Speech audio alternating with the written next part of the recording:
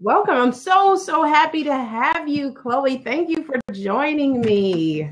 Thank you for having me on. I'm excited. Thank you. And thank you so much for being up early. Have you had any sleep at all? Oh, I've slept. Yes, I've slept. I'm powered by coffee this morning. So Oh, good. I know it's 4:30 for you. So let me give you a proper introduction. So This is Somebody conversation series. And this series is really about eliminating body shame and really just a regular old girlfriend chat to allow us to let other women know that they're not alone and that we all have had similar situations that cause us to pick ourselves apart. But now it's time to put ourselves together and stop and eliminating body shame. So just being able to embrace ourselves as we are today in the present. So my perfect. guest today is Chloe Pedley from Australia. So tell us about you, Chloe. Everyone has to know about your community. It's so beautiful. So please share. Okay. Well, thank you firstly for having me on this morning. I'm Chloe. Sometimes I go by the Chloe. Why not? If you're going to have one go on this earth, you might as well embrace it. I work with women to fall radically in love with themselves, and I do that in my community, Polka Dotsy. As Stacey mentioned, the community is Polka Dotsy Body Love Online, and we've got this gorgeous Facebook group that's all about waking up in the morning, looking in the mirror, and going, "By God, but I'm gorgeous." And that's what I'm all about. Basically, I think you all deserve to feel beautiful, and you already are beautiful, and you always have been. So, yay. Hi. You know, you do such a great job. Like, you have one of the most engaged, non-salesy community I've ever been in. And I have to say non-salesy because so often, even in groups that are not about like marketing or sales or whatever, there's still a lot of sales stuff happening. But like your community really is about body love. And I love the vulnerability that happens. I mean, the pictures are great. Like They are an amazing bunch of women. They really are. And they really are. They're a reflection of you because you're amazing. oh, thank you. That's really, really kind. Thank you. What Stacey should mention is that she's also part of the community and part of what makes it amazing and part of what makes everyone feel safe, and it's okay to open and share and take pictures of your butt. So thank you, Yes, I Stacey. love that. Like I love the level of vulnerability, really, and I love that it's done in such a shameless way. Like no one like putting a picture of themselves and saying, "Oh my God, look how fat I am." Like no one ever says anything like that. It's beautiful. No, because that's a swear word anyway. We're about body love, and it's about. I mean, of course, you're okay to be vulnerable, but don't run yourself down. Like, the rest of the beauty industry is there to do it for you anyway. So if you can wake up in the Exactly. morning and take that power and own it for just that little space of time, then yeah, that's cool. So No, I agree. So tell us, share your own body shame story. Tell me, and I have to say, like one of the things that I'm really happy about, and that I'm really glad that you are slim, Chloe. And let me tell you why. Let me tell you why. Because so often people think that body shame only happens to fat people, and it's not the truth. no. So that's why I really am excited. So please share your story because I think that it's really important because I know that there are other women who are average size or smaller that have also had that experience. Absolutely. Okay. All right. Well, for starters, I fit into an Australian size 12 at the moment. So, as far as modeling's concerned, I'm well at the scheme of plus size. As far as like average shopping and jeans are concerned, I'm somewhere there in the middle. Um, and I'm okay with either. I like who I am. But growing up, I was the androgynous, incredibly skinny girl who didn't get boobs and I didn't get hips until really late on in the piece. And I think my very first experience with noticing that my body was something that people were noticing was when I was about 11 or 12. And I'd gone to a friend's sleepover party. And a friend's mother had looked at me and she said to me, "Oh," and I went by Kira at the time. She goes, "Kira, I'm so glad you finally started to put on some weight. Do you know, it's really nice for girls to have a few curves. And that was the first time I noticed my body. Like that was the first time I noticed my body through the eyes of somebody else. I mean, I always knew I was straight up and down skinny. You know, my sisters weren't at the time. My sisters they were chubby little girls, and obviously, you know, bodies are bodies. But that was the first time I noticed that I was meant to have boobs, or I was meant to have hips, or I was meant to be able to eat food and not have it disappear off me almost immediately. And then that year, perhaps it was because young women were coming into adolescence, and the year of me being 11 or 12, we're coming into high school, we're coming into, you know, people are starting their periods and everyone's hitting puberty. People started noticing our bodies a little more. And we had teachers who would say that you're only healthy and skinny if you can see your clavicles. So my teacher in, I think, year 6, so I was 11 or 12, would come into the classroom and go, okay, show me your clavicles. And she'd go, okay. Now, just as a thing, like most of us can suck our throat in if we hold our breath and try and asphyxiate enough. And yeah, clavicles are there under that anyway. But she said to us, you know, you're skinny and you're healthy and you're good if we can see these bones, and it's a sign of fitness. And firstly, that's absolute bollocks. It's got nothing to do with fitness. Obviously, if you lose weight, bones will poke through. But that's not the same for everybody. But I took that on board. And my self-worth was then dictated by how much of my clavicles you could see, all the way through year 6, year 7, through my high school years. And that was something that I took on as, you know, being able to see your clavicles good, not being able to see your clavicles overweight, therefore bad. And I guess the other thing that became really prevalent in our upper primary school years, I think you guys call it elementary school, was teachers started talking about kilojoule counting and how to hold your stomach in and how important it was to stand with good posture so that we sucked our stomachs in. And yeah, that for me was probably my first experiences as being body shamed. I was always skinny. I never had boobs. I never had hips. And my clavicles did show, and that was being obviously valued as healthy and fit, and skinniness was valued as good, but it was never about me as a person. It was about what I projected and what I looked like.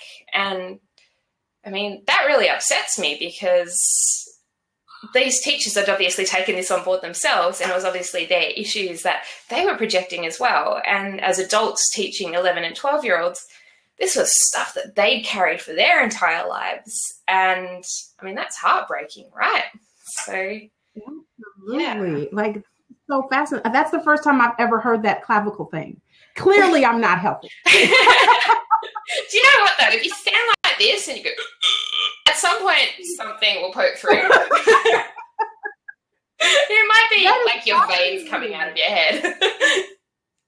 But I think that it's really fascinating that it was so ingrained even in because I'm trying to think, like, I don't remember having any teachers ever tell me that. So that's really fascinating to me. And that it would become such a thing. And I'm sure they were taught that, and it really was about their own image of themselves. And I have to ask, like, the teacher that told you that, were her clavicles like within view all the time? Absolutely. She was incredibly skinny, incredibly fit. And I remember, you know, putting her up on this pedestal as being the most beautiful teacher. And I'm not going to name her because this is the internet. She'll be able to find me. But she was the most beautiful teacher on account of the fact that, yes, her clavicles were showing. She had this gorgeous long hair, and she was maybe an Australian size 6 or 8. She was very slender and tall and skinny and valuable for society, for want of a better word. Wow. And I'm sure she meant well. I'm sure that she meant well. We all do. Mm-hmm. That's so fascinating. Like, I've never heard that before. Yeah, no, wow. It's an interesting one, isn't it? Because, I mean, we all know that skinniness is something that's valued by the media and it's valued by society, but this was her measure of what was skinny and what wasn't skinny. And even now, as someone who talks about body love and talks about embracing yourself, when I wake up in the morning and I do my "by God, but I'm beautiful" routine in the mirror, sometimes I'm still looking for that clavicle. With you, doesn't it? Yeah, it's stuck. I've got one. Like, everyone's got a collarbone, right? So, Right, right. Like that's like where our clothes hanger is. yeah, absolutely. Clearly not Wow. today. How did you shift out of that? Like, and how long did that last? And was there a pivotal moment that caused change for you? Yeah. I've got 4 little boys, and, you know, women are obviously the ones who are in the spotlight for being body shamed, but it's so important for any child, and I mean, my children being boys, to have an example that tells them that they're okay without having to live up to anyone else's standards. So when my first boy was born, you know, my body did that thing that they talk about in the magazines where it bounced back. So I went from being like 35 kilos in pregnancy to and it bounced back, which was great. And it was what it was. But 4th baby later, there was no bouncing. It didn't back in. There was none of that. I've got myself this gorgeous belly that's soft and squishy, and he's 3 now, and you know, that may change, it may not change, but I heard myself talking about my body and I'm like, oh, it's so soft, it's so squishy, it's so droopy, it's so saggy. I can't see my clavicles. And then my husband pointed out to me, he goes, you know, everything that you're saying, they're picking up on. And you're passing on the same messages that you're complaining about for yourself. And I went, oh, so I am. And he goes, well, wouldn't it be easier for you if you actually liked what you had to see here? And wouldn't it be easier if you actually, you know, woke up in the morning and was like, you know what, I'm hot. Because we all are. And we are. But look, biologically, we are these amazing, sensual, incredibly sexy creatures, you know, with pounds or bingo wings or clavicles or whatever it is. We actually are incredibly hot. And, you know, we deserve to believe that. So it was yeah, for my kids to a degree, but also so I could wake up and feel hot, basically. Yes, it does weigh on you. I really believe that, like, my body shame stuff, I don't think it never belonged to me. Like, yours didn't belong to you either. Like, it was someone else's stuff. And I struggled for a long time because I don't have a skinny past. Like, I arrived very full figured even as a baby. And and you know, and my mother was always very shapely. My older sister also very shapely. My younger sister very petite. So I was like the only one. And so no one ever made me feel fat at home. Yeah. But when I would go to school, kids would tease me, and mostly boys, actually. Yeah. Girls didn't tease me as much, but mostly boys would tease me. And so I really struggled to kind of you know, go with what I saw in the mirror, because I've never looked at myself and thought I was ugly. That's never happened to me. So I really didn't know how to kind of, you know, put these two images together, because there was what I saw and then there was what other people told me that I was. And I struggled like to kind of make those two images fit together. And so as a consequence, I never saw that when I looked in the mirror. I didn't like my arms particularly. Like, they were my least favorite body part, but I never was like, oh my God, I'm so disgusting or anything. But when I would hear like these kids who would like say stuff, you know, about me being fat, or you're so chubby, or you would be so pretty if you lost weight or whatever. So I started to cover up, because I was thinking that I needed to cover what other people saw, even though that wasn't what I saw. Absolutely. And I mean, it's interesting how it just doesn't, you know, it just doesn't even belong to you, but you own it, because especially if it's continuously projected upon you. And people take on these stories, and it's a self-perpetuating cycle. It's heartbreaking. And I mean, as parents and as adults, it's bad enough that we've got our own stuff. It's bad enough that we've internalized all of these messages that skinny's good, fat's bad, or curvy's good, whatever it is. But then we continue that cycle because our children hear these messages, and then they go out into the playground and they pick up the fuller figure girl and they shame her because that's what they've been told is the right thing to do. And that's awful. That's so awful. Really is. Yeah. It really is awful. You know, it's interesting. There was this one kid, and I won't say his name because, again, this is the internet. But there was this one kid that used to tease me on the school bus. Mm-hmm. And I remember like it, you know, and he was one of the cool kids. He was popular and everything. And I've never been one of those people. Like popular and Stacy never went together. And I was okay with that. So like he sat in the back of the bus because that's where cool kids sit in the back. Where I sat in like the first. So anyways, he would tease me like on a regular basis. And of course, you know, other kids would laugh and stuff. And I remember saying to him one day, you know why you talk about me is because your mama is fat. And I had never seen his mother before. I'd never seen her. I just said that, like, your mother must be fat. Yeah. And lo and behold, almost the whole school year went by. Yeah. And one day, his bus stop, he got on the bus by himself. And so no one else was like at the bus stop with him. He was the only kid that got picked up at that particular stop. And one day, finally, like toward the end of the school year, his mother was waiting for him at the bus stop, and she was very big. Oh. And I didn't know when I said that, it was just like, I really was just retaliating because he had been teasing me for so long.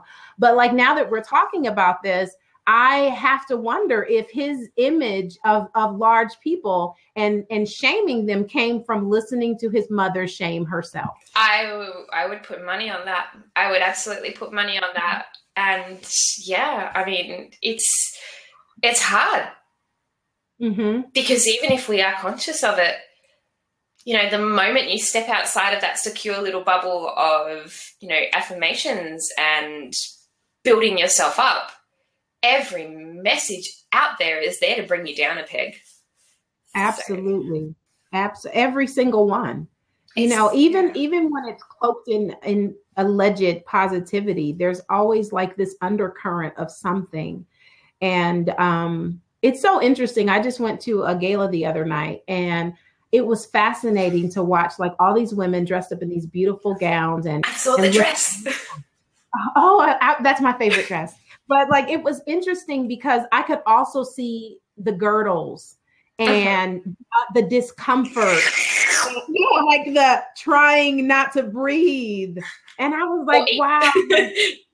I'm like, that's body shame though. Like, cause it's not okay for you to, you know, now I'm not saying that you do take on a different posture when you wear certain clothes, because I stand different in that dress because I love it so much. But you know, like, it's different to be erect. It looks different than sucking it in. You know, like there's a different energy. There's a difference between standing with your shoulders back, and eating. Yeah, it's fascinating. But I thought I had to wonder, like, you know, aside from the fact that everyone was going to have sore feet, including me, from putting myself in those god awful shoes that. So, but it's so interesting. We do all of these things to dress ourselves up, and not to say that dressing up and feeling good about an outfit is not a bad thing. That isn't bad. No. Yeah. The discomfort that we're willing to endure for it is where the body shame is at. Absolutely. I mean, I'm all for adornment and I'm all for primping. I mean, I went and had my hair done the other day, and it was one of the most wonderful things I've done. I walked out and I'm like, that's amazing. But yeah, like it comes at a cost, and you've got to weigh up the cost of like what's going on in here and what you're projecting and the story that you're actually telling to other people. And actually, you know, I'm going to retract that statement. I don't want anyone taking on board other people's baggage at the moment. It's really important that you care for yourself first. But yeah, I mean, we've got a really big celebration coming up here in Melbourne Tuesday next week, which is the Melbourne Cup, and it's a gala racing day, and the fashion on the field is the most, you know, talked about news event that will happen in Australia pretty much for the whole year, and everyone will be focusing on what the women were wearing. And I think that's really telling as to what we value in society. We're looking at their dress, we're criticizing their bodies, we're admiring how they've adorned themselves and what they've put themselves through, and, you know, the pretty little trinkets they've turned themselves into. But underneath all of those dresses and underneath all of the effort that goes into making everything suck smaller, whatever it is, and taking up as little space as possible, is a real person. And we tend to forget about that because we don't value the actual person. We only value what we can see on the outside. So isn't that sad though? I mean, like, we do live in a red carpet society. Everything is about the outfit. Like, you know, the publicity that goes into what the people are wearing always eclipses even what the actual event is. Yes. Who was it just recently on the red carpet? Scarlett Johansson with the Avengers premieres. And they were asking the guys about their roles in the movie and, you know, the parts they played and the work that went into it. And they were actually focusing on the guys' jobs and the guys as people. And then they come to her and they go, so what are you wearing? And, that's like insane. Oh, what now? How much weight did you have to lose to get into this dress? Oh, my God. Luckily, Scarlett Johansson's like this kick-ass chick who's like, do you know what? Why did you ask them that and me this? But, yeah. Oh, I didn't see that, but I'm going to have to look it up. I love that she responded that way. Yeah, no, she's because, awesome. Like, can we talk about, like, how the patriarchy, and that's a problem. Oh, my God. Yes, yes. And it absolutely is. And we keep teaching our kids this stuff because this is the stuff they watch. This is their mainstream media. This is the G-rated stuff. Right. And that's terrifying because it's normal. And we continue to normalize it, and we continue to say, yeah, it's okay to, you know, look at her dress, but look at his intelligence, or look at her ass and look at his roles in the movie. What the hell? Right. And even when they do focus on the men in terms of like their bodies and stuff, it's like, oh, he's getting older. He's so distinguished, but look at her. Yeah. She's nipping and tucking and sagging, and, you know, like, it's a thing. Renee Zellweger, like, the walk of shame that she had to do because she had cosmetic surgery. I mean, this is her body, her choice. Yes, she's in the public eye, but for goodness sakes, like, people get a life. Firstly, it's a face, for one. But, I mean, what right do we have to say to her, you know, you're good because you look like this, and you're unrecognizable, therefore it's bad because you've you know, altered yourself. If she wants to alter herself, that's her choice. If she feels compelled to do so, that's heartbreaking. But if she did it because she's like, you know what, I want square-shaped eyes today, let's see what that looks like, that's okay. So, yeah, we just... Well, I love that you said that because, and I have been guilty of thinking like, oh my God, how much pain must she be in to do that to her face? Like, I've said that. I have, you know, so like, I'm glad that you brought that up because that is a big thing. Like, that judgment piece is the beginning of body shame. Like, we're, you know, and I can't say I'm never guilty. You know, I can't tell you how many times I've looked at someone and thought, oh, she needs a sandwich, but that wasn't about her. That was about me feeling fucking fat. Yeah. Like, and it is. You know what I mean? It's how it works. We feel like we're not good enough, so therefore it helps us to take everybody else down a peg. But that's the thing. We don't know what's going on in other people's lives, you know. And I'm using Renee Zellweger as a very wide example. You know, there are a lot of women, celebrities or not, who alter their bodies in some way. We don't know if they're in pain. We don't know if they've just woken up one morning and gone, I feel like a different nose today. More power to them. But, you know, they might be in pain, and that we don't get to discuss that, and we don't get to openly say to them, hey, look, you know, what's going on? Because that's not how it works in society. It's like, you had surgery, therefore you're bad. And, you know, you look different now, and I can tell that you've had Botox, man. Because, like, we're not good enough to start with. And we've got this tall poppy thing where if we do try and fit into this, like, unattainable standard, you're trying too hard now. And it's like this unwinnable challenge. So you're absolutely right.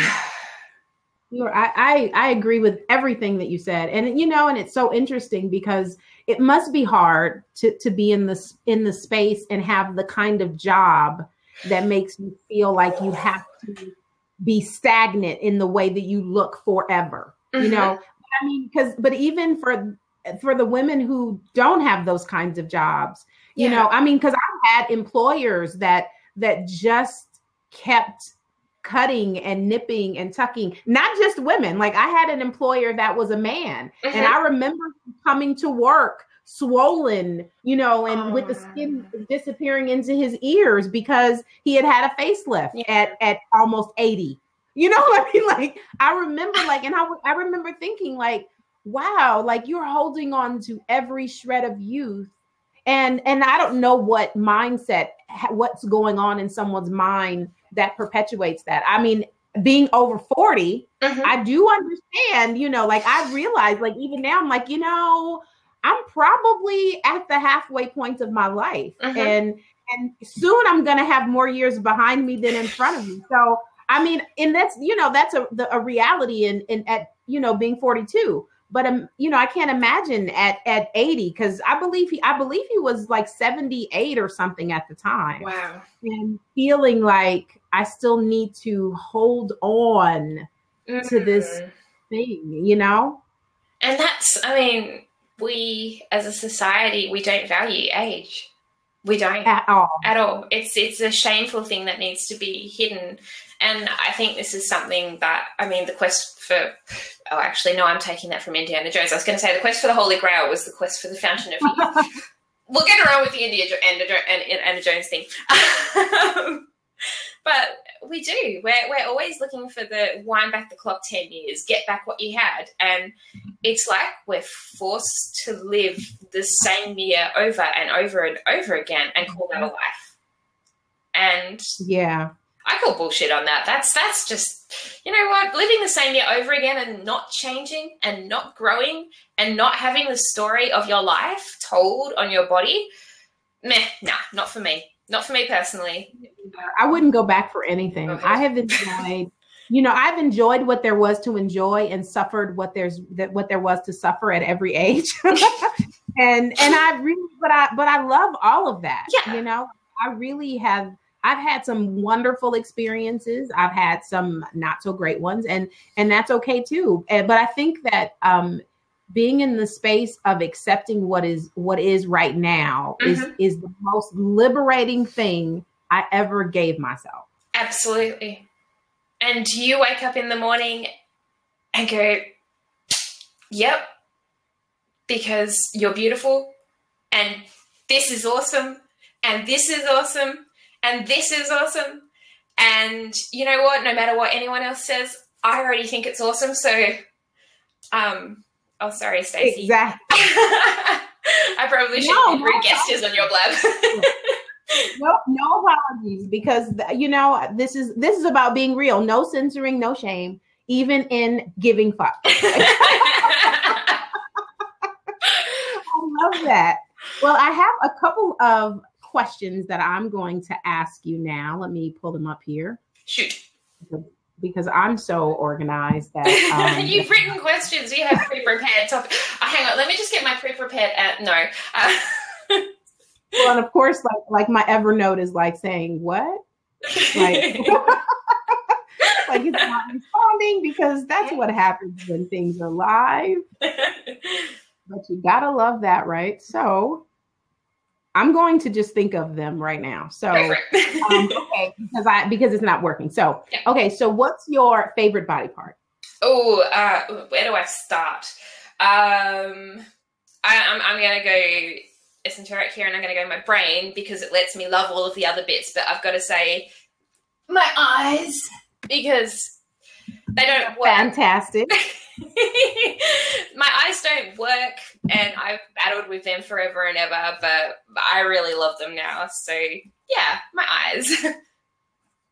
They are gorgeous eyes. Thank you. Now, not to hate on any part, but what's your least favorite? Oh. Thank you for showing it, Chloe. Look, you know what? I don't know why that's your least favorite. Like, 4 magnificent babies came from there. They did.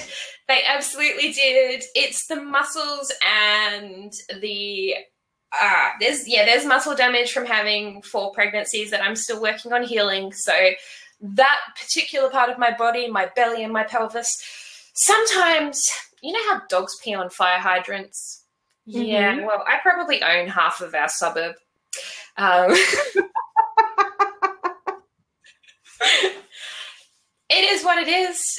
Pelvic floor issues come with having kids. I'm working on it. It's something I'm addressing with physiotherapy. But yeah, it's not much fun to wet your pants in public and not know that that particular thing is coming. But hey, it's a body.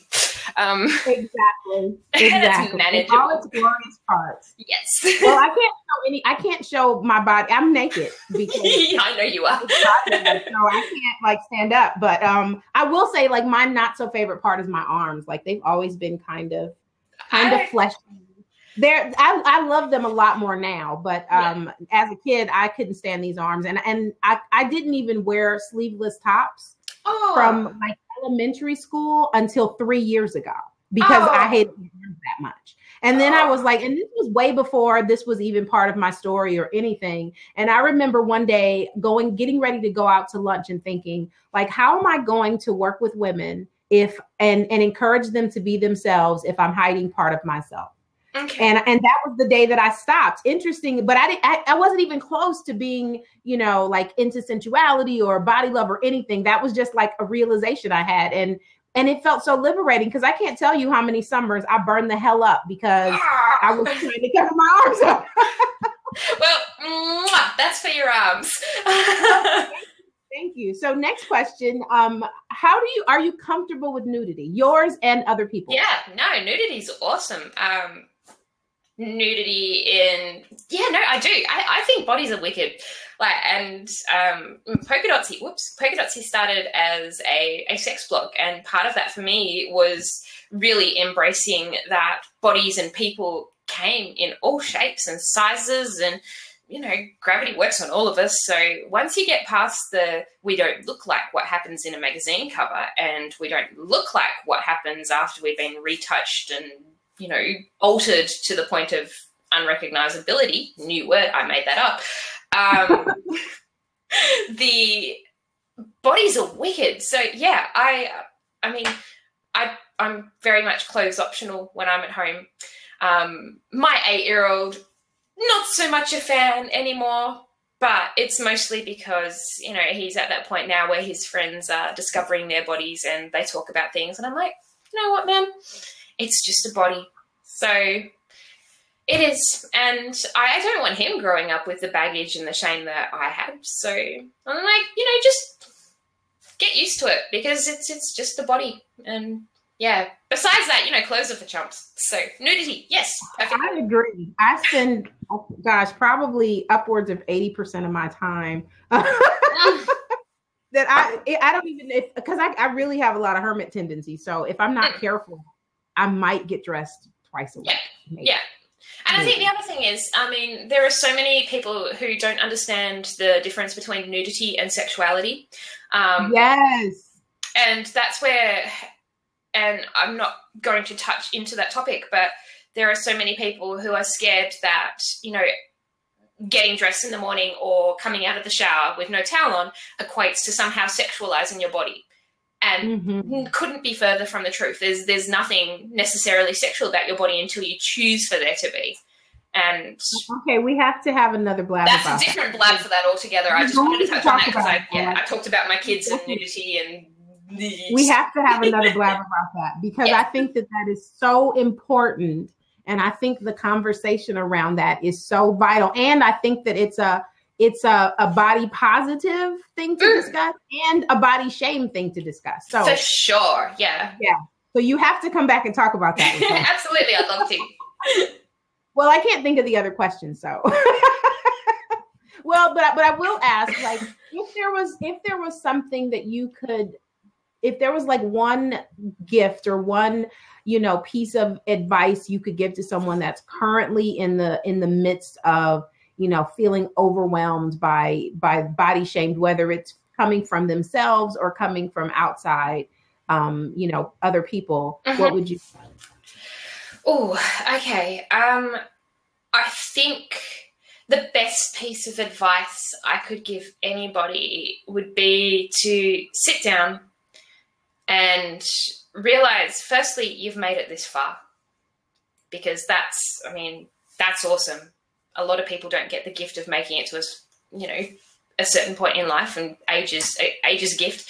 But the secret, like the thing that most of us don't realize, is that we've always been more than enough. We've always been amazing. We are the product of 350 billion years of evolution and creation. And that is just fucking mind-blowing. Like, the things that the earth had to get to produce you. And if you think about where you came from and your heritage and your amazing ancestors who survived wars and plagues and, you know, like, these incredible challenges just to get to this point in history, you have to realize that you're awesome and you're enough and you're incredible, and no matter what anyone else says about you and no matter what anyone else thinks about you, it doesn't matter, because you've made it this far and you're enough, and you don't have to be anything more. You just don't, because you're here. That is beautiful, Chloe. Oh, thank you. You know, and I love that you talked about like what it took for us to get here, because it's so easy. You know, we just wake up in the morning, you know, so it's so easy to not even think about like so much had to happen. Like so much had to happen at precise times for us to be actually birthed into being. Like, this is it. Our conception alone. Talking about, right? Yeah. So I love that you said that. I just adore you. Oh, thank you. I adore you too. Yeah, I love the work that you're doing. If anyone is just interested in being in a positive space, like definitely the Polka Dotsy community is amazing. And we'd love to have you. Fantastic. And again, I have to say, like, there are very few groups that I have been in that have had such positive interaction and consistent. It's never crickets. And everything, you know, I mean, really, like, you know, some groups, it's like days go by, like it's never crickets. Everyone is so engaged and it's all positive, and there's no salesy stuff. Like, I love that. Oh, thank you. So you are an incredible community builder, and I am excited about your new clothing line. It's getting started slowly but surely. Yeah. And the app you're coming up with. So I love the amazing work that you're doing. Thank you for choosing to be birthed into this time and space and to share your message. Oh, you know, because like for choosing it and for being present and for showing up for this call, like being up at 5:30 a.m. to talk to me, like that's amazing. I wouldn't miss it for the world. I wouldn't miss it for the world. It's worth it. It's absolutely worth it. I mean, I get to talk to Stacey Herrera today. Yay! It started my day off on the most wonderful fun note. Yes, and I want to invite everyone who joined in. Thank you for joining us. And also, like, I hope to do this weekly. So I've got at least the next 2 weeks booked. So if you are interested in participating in this conversation, feel free to send me a direct message on Twitter at Stacey N. Herrera. And I'd love to have you. And I am definitely interested in just having these kind of conversations every week so that we all can start to dwindle down and be able to wake up every morning and think, oh my God, I'm fucking hot. Yeah. Like everyone should feel like that. Like, I think that that's fantastic. And I also have the body shame healing circle. There's one running on November 21st. So anyone who's interested in that can actually check that out on my website, staceyherrera.com. And thank you so much, Chloe. And you definitely have to come back, because we have to talk about nudity versus sexuality and how that happens in the shame world, because I know that there are other people who are probably just like me who couldn't even take off their shirt for sex for a long time. So that's a thing. It is. No, you know? I know. I get it. I hear it. Yeah, so we're going to talk about that. So definitely. So thank you all for joining me. Thank you, Chloe. Take a nap. No, I'm up now. I've got my coffee. I am powered by Java. Well, Thank you for having me. I will see you online, and I definitely, I'm really serious about that next conversation. Absolutely, so. Let's do it. Excellent. Well, bless you so much, and here's to staying hot, bellies and all. Yes, that goes for everyone. Thank you so much for having me. Okay.